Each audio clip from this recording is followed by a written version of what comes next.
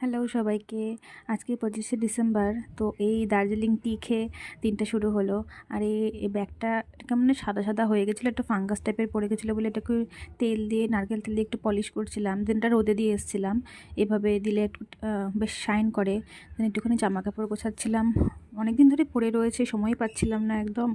দেন আলমারিটাকেও একটু গোছালাম, জাস্ট দুটো তাকিয়ে গোছাতে পেরেছি। আর নিচেরটা তো খুবই খারাপ অবস্থা, মানে টাইমে কিছু খুঁজেই পাওয়া যায় না পড়ার সময় আর কি।